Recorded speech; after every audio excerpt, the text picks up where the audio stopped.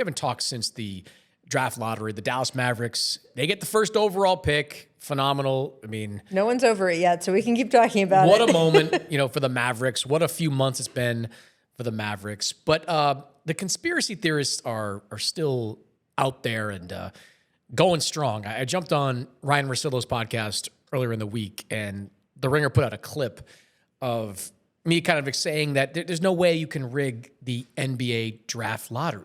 Right. And, you get all these conspiracy theorists in the comments that are like, oh, weighted ping pong balls and, all this other stuff. And why don't they just show the lottery itself? Well, they do show the draft lottery. It is taped and posted within seconds of the TV version of the lottery that is shown. The only reason they don't do it that way publicly in real time is because it is boring as hell. It is bad TV to have a bunch of people in a room with giant boards on easels reading and trying to figure out the way the NBA does it with the envelope. There's drama to it. You take commercial breaks. There's all sorts of stuff you can do there.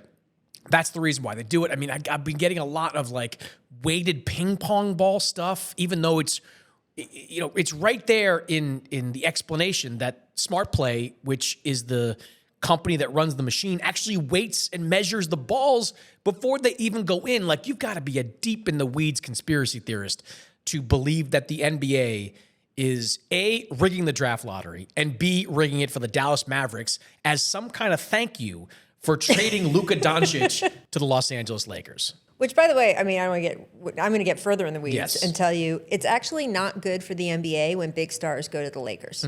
Because LeBron James, for example, was a TV ratings universe of his own. Anytime LeBron James would play a game in Cleveland, not a market that normally draws national television, those ratings would go up. And the Lakers ratings are already up. So Lakers games draw no matter what. So the idea that LeBron going to the Lakers was, wow, the league really wanted that. No, actually, I mean, if you're just talking about ratings, the league did not. Luka going from the Mavericks to the Lakers was not necessarily a great TV thing. So that's the first thing about the conspiracy of the league would want the more big picture thing to then reward the Mavericks for. You've been in the room a couple times, more than that probably, and close to 10, I think. Zach Lowe and I are neck and neck for the most times. Right. In that room. I've hosted the lottery a few times. Look, I think maybe just because of all this talk, instead of doing the analysis where you're showing people at the desk, right, which is the first, 10 minutes of the lottery or something, is guys just talking, maybe you start to talk over people with ping pong balls, drawing them out. But I'm just not sure that would make a difference, too, if your thing is I'm weighted. And the way they do it in the room is they do the number one pick first. Yes, and that's the problem with not doing that in real time. It's impossible to do it in reverse that way. Right, exactly. So that all being aside, I think we're in a time of conspiracy theorists, sort of more than ever I remember in my lifetime. And yes, I understand. 1985, frozen envelope, Patrick Ewing. There were plenty of conspiracy theories then, but there wasn't this echo chamber where everybody had an opinion. Everybody, even on talk about The Ringer. I listen to a lot of The Ringer podcasts, great organization. There have been people on their basketball podcasts saying it's rigged. And these are authoritative sources. So I get it. However, it is not rigged. The reality, I think, that is more important is twofold. What did the Dallas Mavericks do with this pick? And also, no, it's not rigged, but is it wrong? Is it wrong the way we do the lottery now? I wanted to ask you about the Mavs thing first before we get into fixing the entire league. So, look. That's what we're here for, to fix the league. Right. The Luka trade was a mistake. Yes. I don't think there's anyone in their right mind who doesn't think that. And what I mean is you got back too little for him. I would never have traded him in the first place. He is beloved by the city. He's a generational superstar. I think he is on track to win at least one title, maybe more. I wouldn't have done the deal. But if you're at least going to do the deal, you had to get more back. So from the moment they made that trade, they were at a competitive disadvantage, in my opinion. There were little corners of the NBA that said, look, they should admit they were wrong and turn around and trade Anthony Davis because he's never going to have more value than he has right now. They're just going to need to start over anyway, especially once Kyrie got hurt, that sort of thing. Those little corners of the league have gotten louder. I've had people from front offices texting me saying, if they were really smart, they'd trade Anthony Davis now, because Kyrie Irving is not going to either play at all next year or for a large part of the year. Anthony Davis is not on Cooper Flagg's timeline, right? And if the idea is you could trade Anthony Davis and get back a bunch of picks from a bunch of teams, maybe across the league, so you're not like hedging your bet on anyone losing or winning, and find someone who's got a stockpile from a bunch of other teams who wants to win now and make a trade for picks largely. Interesting. Now, that would be admitting you screwed up the Luka Doncic trade. Do you think, A, it's a good idea, or B, they would ever do it?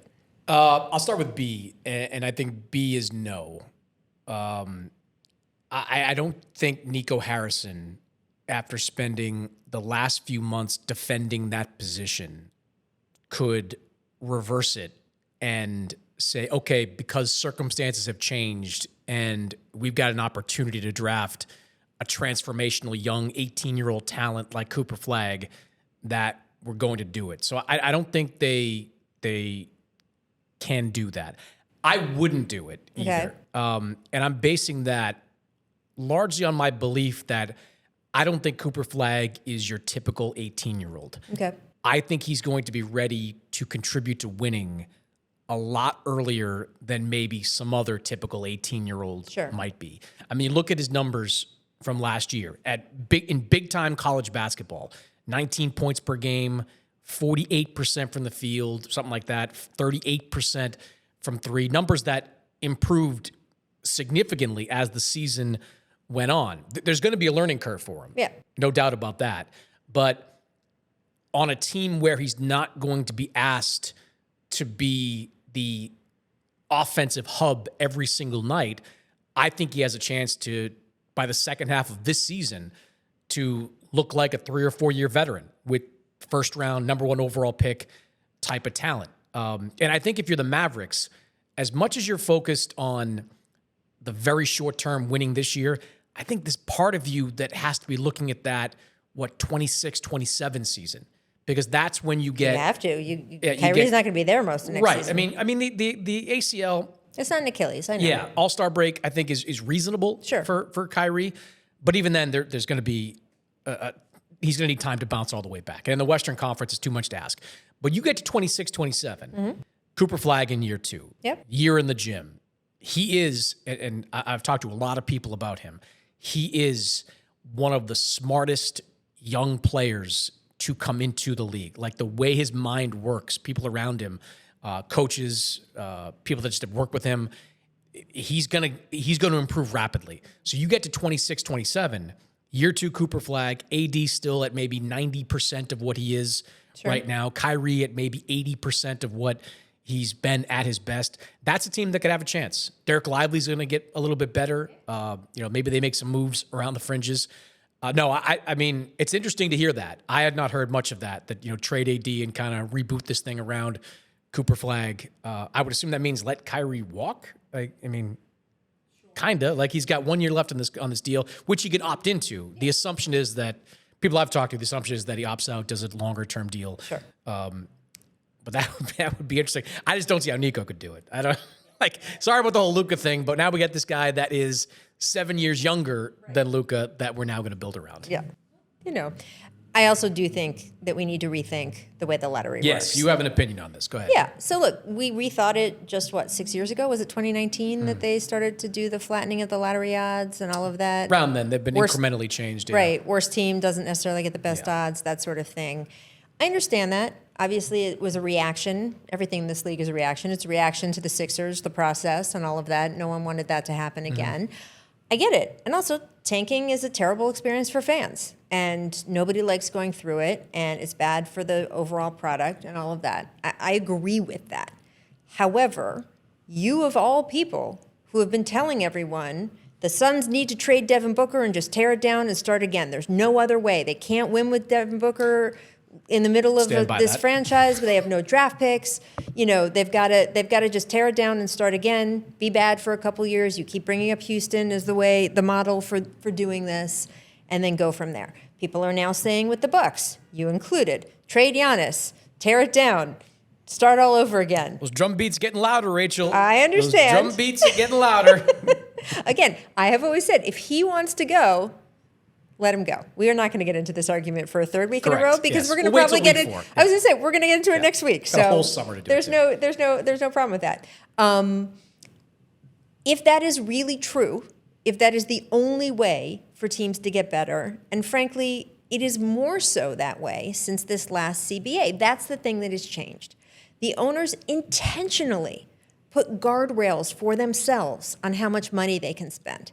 They intentionally created this first apron, second apron. If you spend this much money, your team is kind of frozen for a couple years and nobody wants that, so therefore don't spend this much money. Don't get into a Boston. We have $500 million with payroll and luxury tax coming down the pike, all of that stuff. So they made it harder to get better by spending money, and they intentionally made it harder with the apron rules and trading to execute trades. Yes, there can be, actually the big trades can kind of still happen because you can make up salary for salary, but those little around the edges trades where you used to combine salaries to do something, you can't do it anymore. So if you've put in new rules for how teams can build their team, but you haven't changed the rules for how they can draft, you're really screwing over teams that are in trouble. And I get the whole, I don't want to reward front offices making dumb situations. I don't want to reward mediocrity. The fans aren't making those decisions. Like, this is a league for the fans. It is not so we can go tit for tat and decide, they have terrible management. I could sit here all day and tell you why I'm disappointed in the Denver front office. And watching Nikola Jokic play the way he has this past week, it's just crushing to think that they have not put a team around him that is worthy of him. It's not his fault. It's not the Nuggets fans' fault. And when you go to a larger scale with Utah or Washington or Charlotte or any of these teams, I just think Washington is now in the hands of people who are building it, quote, the right way. They're not making the decisions that they made for, 15 years of we're going to try to win even though we don't have a team to really do it, and we're not going to strip down, and we're not going to do whatever, and we're just going to keep trying. Guess what? Doesn't work. Doesn't work anymore. So how do you change things so that teams do have an avenue to get better? Because now you're in such a mess that an entire conference doesn't have an avenue to get better. The West and the East are going to be so tilted next year. If Giannis goes to the West, it's going to be crazy. And you are not letting teams get better. I don't know what your off-the-cuff solution would be. Mine is, and I'm curious because you've lived through all of these different lottery rules, maybe you have one lottery for the bottom 5 teams, and then you have another lottery for the next 9, 10 teams, and that way the bottom 5 teams, and flatten out all their odds, by the way. You don't have to finish last. You don't have to finish third to last. Finish fifth to last, right? And you still get those 20% odds. But at least then, the worst you can do is number 5. And also, you're giving teams an avenue to get better when you've cut off a bunch of their other ways. I don't know. What do you think? I agree with all that. I don't know about the idea of doing kind of a dual lottery. That's complicated. I think one thing the NBA has often said to me when we talk rule change, like they don't want to confuse their fans, like any more than they already have. Like the play-in or the in-season tournament is one of the most confusing things out there. They're willing to confuse people for money, Chris. True. I think what the NBA has to accept is that they've gone as far as they can to curb tanking. Like they've done everything possible. They have created the play-in tournament. They've disincentivized it in pretty much every possible way. And they've done a good job. Like, end of the last couple of years, 22, 23 teams are vying for that 10 spot, roughly. More than a third, or 2/3 rather, of the league is going for it. I think the NBA just has to accept that even if they lowered the odds from 14% for the bottom 3 teams to like 10, teams are still going to go for that 10%. Like they're still going to try. Because it's the only way. The only way. So my solution would be find a middle ground between the 25% it once was and the 14% it is now. I'd bump it up maybe to 20 once again and give them more of a fighting chance. That's still not a guarantee, by the way. Like a 1 in 5 chance of winning the draft lottery is not a guarantee. But I think 14% is such a small number that even when the Mavericks balls, when the ping pong balls came out, I'm like, all right, that's a shock, but not so shocking. 1.8% is a low number, but I wasn't convinced that the Utah Jazz were going to wind up with that number 1 pick or the Washington Wizards or anything like that. So my solution would be increase the odds a little bit, somewhere in between the odds that they felt were way too high and encourage tanking to a number that would not encourage tanking, but be enough for a team to rebuild in this modern landscape. I still think you need that barrier 5 and under, or however we're phrasing it. The point of a draft, literally the point, is that the good teams don't get the best players and that there is continual re-upping of competitiveness. Otherwise, they might as well just have free agency coming out of their 1 year of college or whatever it is, right? So that's the whole point of having a draft. And the reason it used to go in descending order, the reason the NFL still does it that way, is because that way the worst couple teams get the best couple shots. And in trying to prevent tanking, you're kind of throwing the baby out with the bathwater on what the draft is for. The draft is for teams that aren't good to get better. And long term, whether you're confusing people a little bit on draft lottery night or not, I promise you that in these markets, Washington, Utah, Charlotte, et cetera, we could go previous years, if you lose those fans for the season or more, that is a worse thing than confusing them on draft lottery night. That is financially a worse thing. It's a worse thing long term in an attention economy where you're competing with someone turning on Netflix instead of your game or TikTok or whatever it is. They have to fix this. They've changed how else you can get better. They have to change this along with it.